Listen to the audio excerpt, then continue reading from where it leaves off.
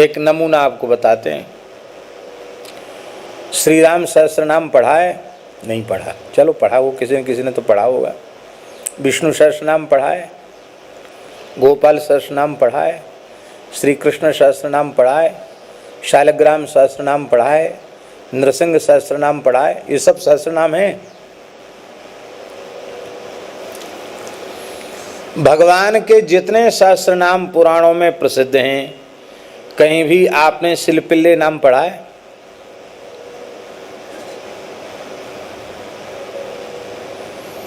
चाहे गोपाल सहस्रनाम देख लो, चाहे विष्णु सहस्रनाम, चाहे राम सहस्रनाम, किसी भी सहस्रनाम में सिलपिल्ले नाम नहीं है? हमने तो नहीं देखा। पर भक्तमाल में 2 कन्याओं के चरित्र हैं जिनके लिए नाभाजी लिखते हैं, सिलपिल्ले के कहत कुंवरी पे हरि चलियावे, सिलपिल्ले के कहत कुंवरी पे हरि चलियावे। सिलपिल्ले नाम। भक्त जिस नाम से पुकारे भगवान उसी नाम से राजी हो जाते हैं। 2 कन्याएं थीं, एक राजा की लड़की थी और एक जमींदार की लड़की थी। दोनों की बड़ी घनिष्ठ मित्रता थी, दोनों साथ ही साथ खेलती रहती थी। एक बार एक महात्मा जी आए राजा के यहाँ, राजा ने बड़ा सम्मान किया उनका। उनके साथ में शालिग्राम भगवान थे, पूजा करते थे। दोनों कन्याओं ने देखे और उनको बहुत अच्छा लगा, वो रूस गई, ठाकुर जी चाहिए हमको, ठाकुर जी चाहिए। जमींदार ने, राजा ने, दोनों ने कहा महाराज ये तो खाना पीना छोड़ दिया, इनको दे दो ठाकुर जी। अरे बोले तो आप कैसी बात कर रहे हैं, भला आपने ठाकुर जी, अब छोटी छोटी बालिकाएं हैं, अभी खेलेंगी, धूल मिट्टी में खेल रही हैं, कल फेंक देंगी। भगवान नारायण है, सब लोग इनका स्पर्श भी नहीं कर सकते, सब पूजा भी नहीं कर सकते, शालिग्राम भगवान है। तब लोगों ने कहा भाई ये तो रोते रोते आंख सूज गई है इनकी, तो इनको बालकों को बहका दिया जाए, तो बहका दो।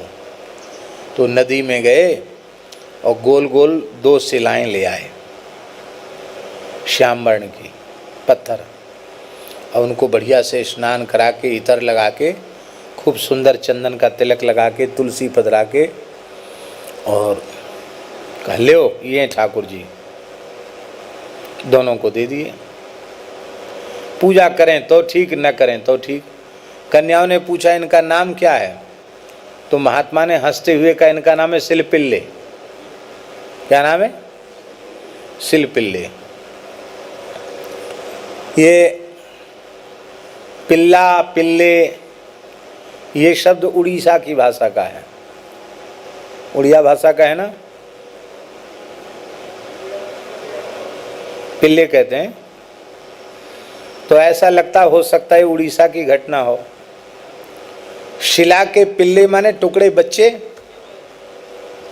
तो शिल पिल्ले माने शिलाखंड है, गोल मटोलिए, उसका भाव था। हंस के का शिल पिल्ले, जैसे यहाँ कहते हैं ना कितने बच्चे हैं, तो वहाँ पूछेंगे कितने पिल्ला हैं, कितने पिल्ले हैं, क्या बोलेंगे जगदीश बाबू?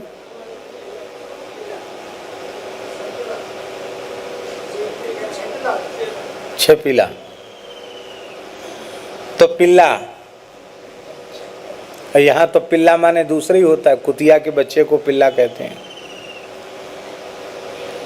तो सिल पिल्ले नाम धर दिया।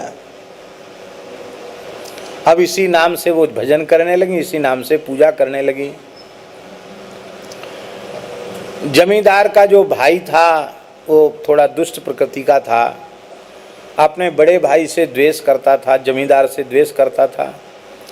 उसने डकैती डलवा दी अपने छोटे बड़े भाई के घर में, छोटे भाई ने, और डकैती में तमाम सोना चांदी गया। उसमें जमींदार की बेटी की, ठाकुर जी की पिटारी भी चली गई, जिनमें सिलपिल्ले भगवान विराजे थे वो भी चले गए।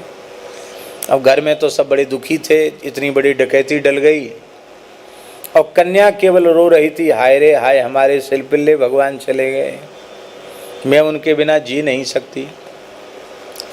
पिता माता ने कहा घर में इतना बड़ा नुकसान हो गया, उसके लिए तुम्हें कोई चिंता नहीं, खाली सिलपिल्ले कह के रो रही हो। देखो हमें पक्की जानकारी हो चुकी है, ये डकैती तुम्हारे चाचा ने ही डलवाई है और चोरी का माल भी उसी के घर में है, तो तुम्हारे सिलपिल्ले भगवान वहीं होंगे।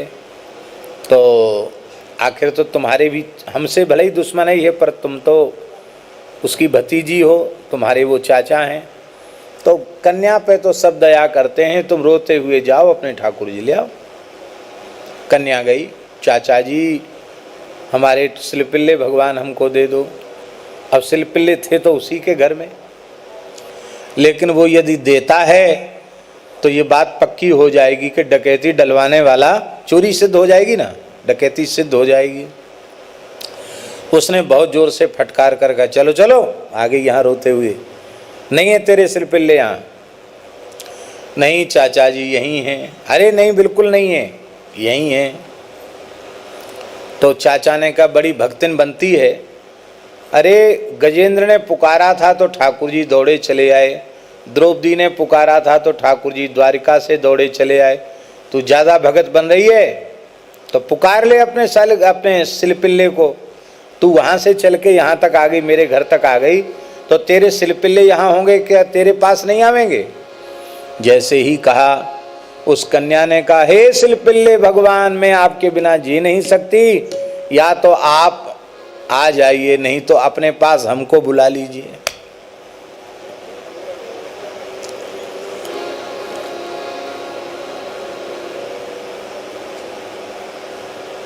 या तो आ जाइए बुला लीजिए।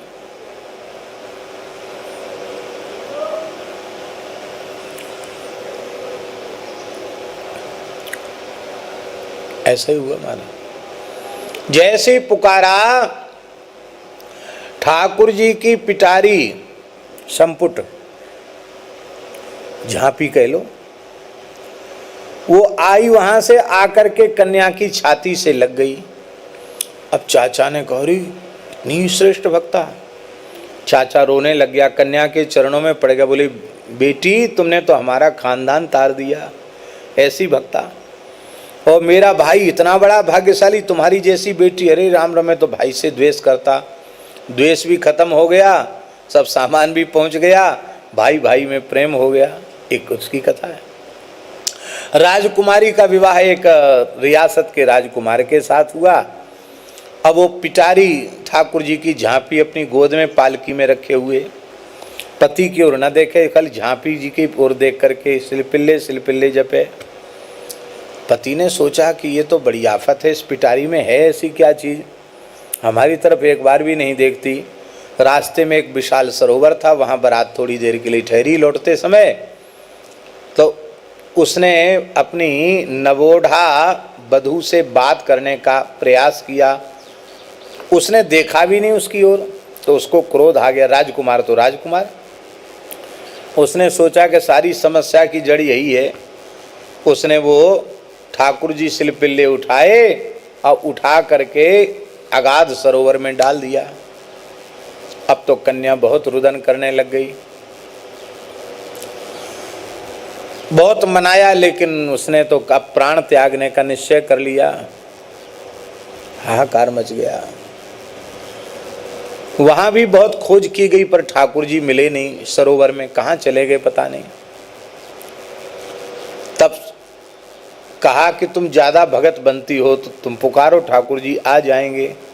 जैसे उसने सिलपिल्ले कह करके पुकारा, ठाकुर जी तत्काल आकर छाती से लग गए। बोलो सिलपिल्ले भगवान की। सिलपिल्ले के कहत कुंवर पे हरि चले आवे। तो ऐसे ऐसे भगवान के विचित्र नाम, ऐसी ऐसी भगवान की लीलाएं।